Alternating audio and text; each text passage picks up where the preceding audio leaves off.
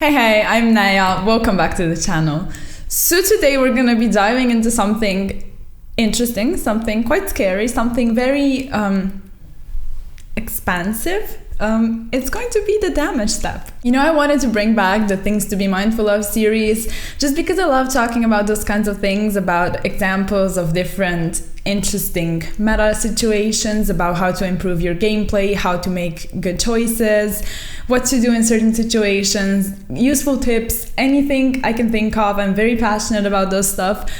So yesterday I was like, well, I need to create a video on the damage step because it would be nice to have all of the info sort of together just in one video. And if anyone's ever in doubt about something, you can come here, you can hopefully find your answer, because I think I will be covering pretty much everything.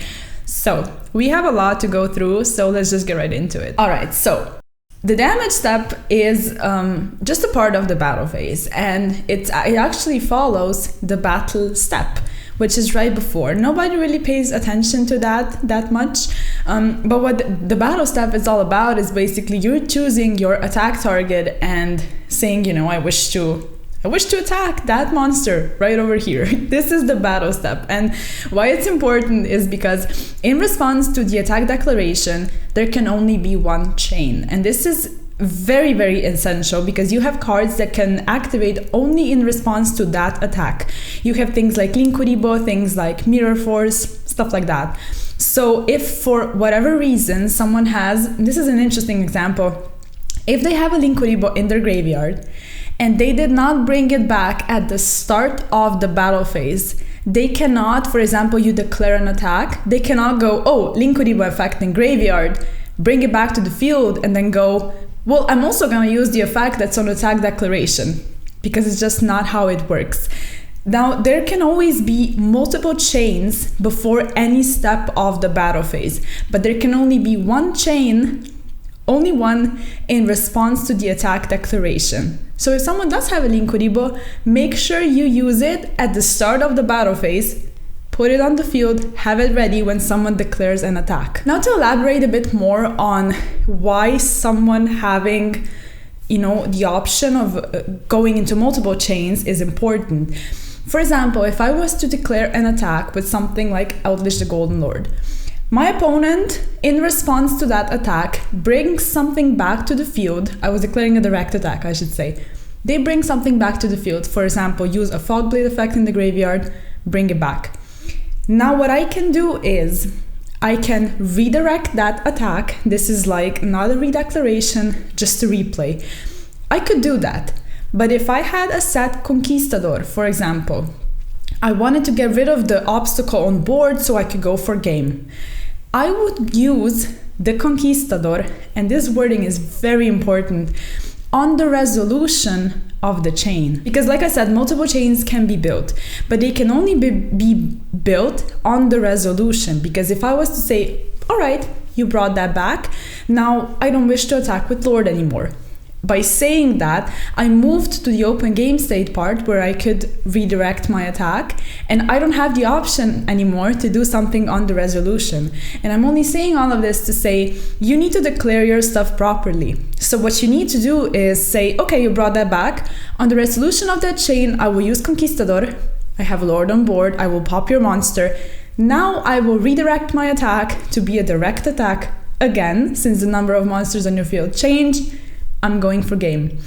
So hopefully this makes sense, and I wanted to clarify how important it is to word everything you say properly, because there can be multiple chains, you just need to explain it to your opponent. And another important tip is, if you're on attack declaration, your opponent uses something that would change your monster to defense position, let's say, and even if you were to change something that would flip it again, having be in attack, just like it was at the beginning, just because it changed the battle position for a split second during that like attack declaration during the battle phase, it cannot continue with the attack, because the attack is immediately turned off just because the battle position changed So it went to defense even for a second. If it stays in defense, obviously it cannot continue the attack. But even if it was to be moved back, you cannot continue with the attack. It's immediately turned off, and the monster is considered to have declared an attack already. So it cannot declare an attack again, and it cannot change its battle position in main phase 2. Alright, so I think that was pretty much it for the battle step. The important part is declare where you want to attack, like which monster you want to attack. Your opponent can use something in response, and on the resolution of that, you can still use a different fast effect. Alright, so we're moving to the actual damage step now. And at the start of the damage step, now this expression, start of the damage step, is important because you have cards that actually do something at the start of the damage step. Now, important cards from previous years would be Borreload Dragon or something like El Shadow Construct. They need to be used at exact time just because that's what their effect says. So that's when you use those kinds of effects. Now, another time, we're moving now in a different time frame, and it's before damage calculation. Now, a common misconception, I feel like, is when to use attack and defense stats altering effects. It's not, people would usually just say, all right, damage step, that's when I use something like Chalice, which is correct. But the actual time when you can do that is before damage calculation, and you cannot use it during, you cannot use it after. And I've seen some things being played differently and weirdly and cheated. I've seen those kinds of examples when people just do not know when something is actually legal to be used. So before damage calculation, monsters are flipped face up, but their flip effects do not activate yet. Neither does something like Goes a Match, something like There Can Be Only One, does not affect the monster yet. So it's flipped face up, and you can use any attack or defense altering cards such as Droplet, such as Chalice, anything like that. And now, before moving to the damage calculation part, I just wanted to mention one example that's not really applicable anymore, I would say, unless someone is playing Should Draco in 2021, which, you know, good for you. But Should Draco Apocalypse is an interesting card. Basically, you would destroy your Should Draco card to have the attack of all of your opponent's monsters. And if you did that correctly, I mean, not correctly, if you used it to the maximum potential, what you could do is, if someone was to attack your monster, for example, your Dynamite Knight, you could go to before damage calculation, activate your Draco Apocalypse, destroy the Dynamite Knight that was being attacked, have all of your opponent's monsters' attacks, and there is no replay. Your Dynamite Knight is removed from the field, so you take no damage, and the attack just immediately stops. Just because you're not in the battle step anymore, no one's declaring any attacks, replays do not happen, but your attack target, your opponent's attack target, was removed from the field, and because you're before damage calculation in this weird part of the damage step, the attack just stops, so you take no damage. And this is a lot of the times I've seen people, you know, use this play and sort of play around their opponents. So I felt like this was interesting to mention. Then we reach damage calculation. So right now, none of the attack defense altering things could be used anymore, and basically what happens is you just calculate the damage. And why this is important, obviously, number one, because you need to determine which monster is going to be destroyed by battle, and this happens in damage calculation. Number two, you determine whether or not you would like to use something that replaces itself so the monster is not destroyed, something like Phalanx, or for Colossus you would determine that you're going to banish something from the graveyard. And also why it's important is, like I mentioned before, floodgates do not affect monsters yet. So you need to determine how much damage you're going to take, because even if something is going to be sent away because of, for example, there can only be one, you will still take the damage. Now we're moving to after damage calculation. And right now, if the monster was not determined to be destroyed, for example, it had too big of a defense or something, it stayed on board, it's determined to not be destroyed by battle, but now something like There Can Only Be One is going to immediately send it to the graveyard. And this was important because if I attacked like a set Grand Maju, I took a lot of damage. I still took that damage, even if Grand Maju is going to be sent away after damage calculation. Now, what also happens here is flip effects activate. So they did not activate before, they activate now. And that's just it. And I say that because monsters are not sent to the graveyard yet. They are sent at the end of the damage step. So right now, monsters are sent to the graveyard, and also the instead effects, not activate, are applied right now. So right now would be the time where I take my Veilings, banish it from the graveyard to protect something on my field. And also this is where effects that the monsters have that they trigger because they're sent to the graveyard, destroyed, whatever, that's when they activate. And this is extremely important because I've seen countless amount of times, for example, dinos used to be played a lot. So the dino player would attack the token, use the field spell to protect it. Now we have learned that this is determined during damage calculation. Right now, at the end of the damage step, the actual replacement is going to be fulfilled. Something like Baby Ceratosaurus is going to be destroyed, sent to the graveyard. It's going to activate, obviously, because it was destroyed by card effects. And I would see so many times people ash that Baby Ceratosaurus, or they would let it go through. You summon Oviraptor, they would try to ash the Oviraptor. And it's like, you cannot explain to them that it's still the end of the damage step. All of this is still happening in the damage step, and some cards in effect cannot be used then. Something like Ash cannot be used in the damage step because those are just the rules, basically. So this is what happens at the end of the damage step. And then immediately after that, you move back to the battle step and continue like this with every single monster you wish to attack with. Now, since I touched upon that topic a bit, we should mention cards and effects that can be activated during the damage step.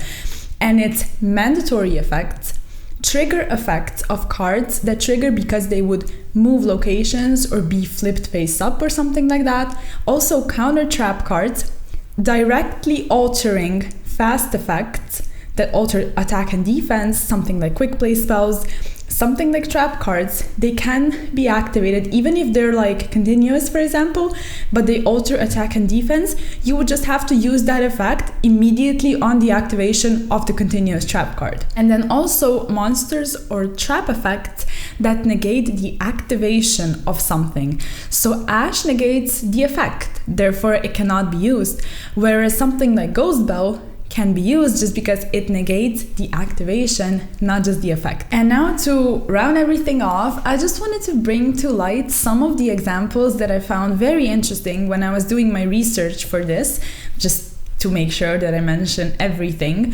So if you have cards or effects that meet their trigger conditions, that could meet their trigger conditions during the damage step or outside of the damage step. And a good example would be something like Salamangreat Gazelle that triggers when a Salamangreat monster is sent to the graveyard. Those cards will say except during the damage step, just for the card game to prevent effects like these being abused, just because it's illegal to activate them, because we have determined what you can activate during the damage step. So they will usually say except during the damage step. Older cards, you should consider that they should be played in that way, even if they do not specifically say it, just because of the old text, where you have some of the cards that will say where they can and when they can be used. So just make sure you read all of the cards and you should be good. And then a good example I found, and this was very cool to me, I felt like I wanted to mention this. There was an example with Fogblade. So if I decide to attack your monster, you activate Fogblade. You should attach that I know it doesn't attach, but it makes sense to say it like this. So you should stick that Fogblade to my monster, not your monster. And why that is because if you say, okay, with Fogblade, I will target your monster, you prevent it from attacking. And if you target your own monster, the attack will still go through, because during the battle step, when the attack declaration happens, I declare on a monster, and then it's determined that I will be attacking that monster. So even if you Fogblade later and try to prevent it from being attacked, it cannot be anymore because it was already targeted for an attack. And then another example would be, and this card is actually, it saw play in the YCS in the Sky Striker deck, Artifact Ignition. So basically your opponent needs to skip their next battle phase. It activates, and the important thing to note is that they need to declare that they are going to skip the battle phase. And what I'm talking about is if they're in main phase and they go, okay, main phase, I'll go to end phase, pass it to you. Now this is cool. Maybe they think that they skipped the battle phase because of artifact ignition. Maybe they feel like they communicated this properly, but they did not. If they do not say, I'm attempting to go into the battle phase, and then have it be skipped because of artifact ignition's effect, then they never skipped it, because you need to attempt to move to a phase to actually have it be skipped by something like artifact ignition. So if I go, well, you didn't skip it, you didn't attempt to go into the battle phase, I know people are going to say this is sharking, but it's really not. It's enforcing correct, resolution of cards, just because if they do not say it, the game itself is going to force them to skip the next battle phase they are going to attempt to go in, because this is the first time that they actually attempted to move to that phase. And then the last thing, just to mention, just to have you remember this forever, is when is a monster considered to have battled? And the answer is when the attack reaches the damage calculation portion of the attack. And that's just it. That's the only way a monster is considered to have battled. It's not just declared an attack. So if I just declare something prevents this from me, something like Mirror Force, I don't know, destroys my monsters, whatever, I cannot make Zeus in my main phase 2 with an XYZ, because my XYZ never battled. It needs to reach the damage calculation portion. So yeah, I think that's pretty much it. I felt like it would take much longer. Now I'm looking at the time, it's only like around 20 minutes, which is even better, it's a damage step video in 20 minutes, which is dope. So yeah, I think I mentioned everything. Hopefully you take away something from this video, or even just know that you have it ready in case you're wondering about anything. The information is all here. And yeah, if you enjoyed, if you learned anything, make sure to let me know down in the comments. Give me a like, a sub, check out Twitch, and I will see you in the next one. Peace.